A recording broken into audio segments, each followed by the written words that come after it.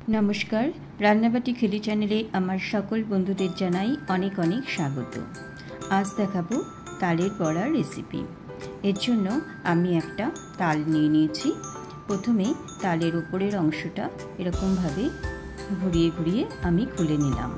एबार खोसाटा एइभावे छाड़िए नेब। खोसा छाड़ानो हये गेले आमी तीनटे आटी आलादा आलादा करे नेब। করে নিয়ে আমি একটা নতুন পদ্ধতিতে তালের পাল বার করব। তার জন্য দেখুন আমি আটি থেকে সমস্ত অংশটা কাঁচি দিয়ে কেটে নিয়েছি।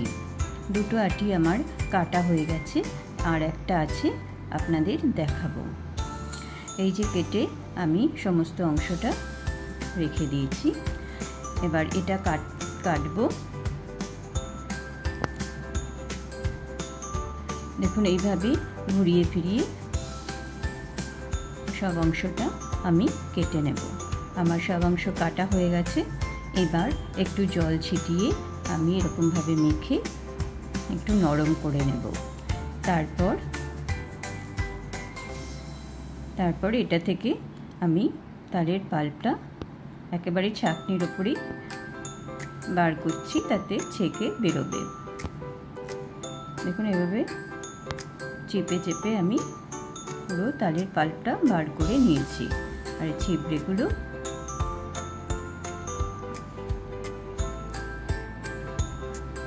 সুন্দরভাবে খুব সহজেই তালের পাল্প আমার বার করা হয়ে গেছে। এবারে আমি তালের পাল্পটা একটা বড় পাত্রে নিয়ে নেব। আর এর মধ্যে প্রথমেই মেশাচ্ছি এক কাপ আটা, হাফ কাপ সুজি, হাফ কাপ চালের গুঁড়ো মিশিয়ে আমি এখানে দিয়ে দিচ্ছি পরিমাণ মতো গুড়। আমি চিনি ব্যবহার করিনি। আর দিচ্ছি অল্প নুন। সব কিছু উপকরণ দিয়ে আমি এবার ঢেকে রাখবো আধ ঘন্টার জন্য। আধ ঘন্টা হয়ে গেছে। এবার আমি দেখে নিচ্ছি গোলাটা আমার কেমন হয়েছে। মনে হচ্ছে আর একটু আটা দিতে হবে। আমি দিয়ে দিলাম এখানে কিছুটা মৌরি আর একটা নারকেল কোড়া। এদিকে আমি কড়া বসিয়ে দিয়েছি গ্যাসে। আর আরও হাফ কাপ আটা দিয়ে আমি ভালো করে এটা ফেটিয়ে নেব।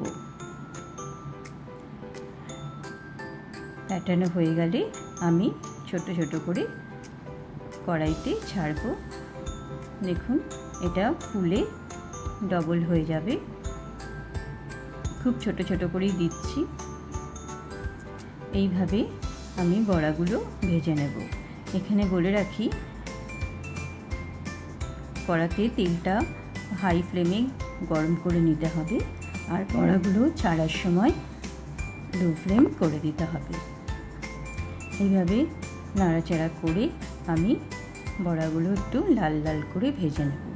দেখুন আমার লাল লাল করে ভাজা হয়ে গেছে। আমি এবার তুলে নেব।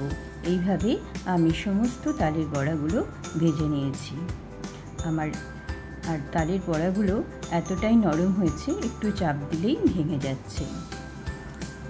আমার রেসিপি যদি ভালো লাগে তবে অবশ্যই আমার চ্যানেলটা লাইক, শেয়ার ও সাবস্ক্রাইব করে দেবেন।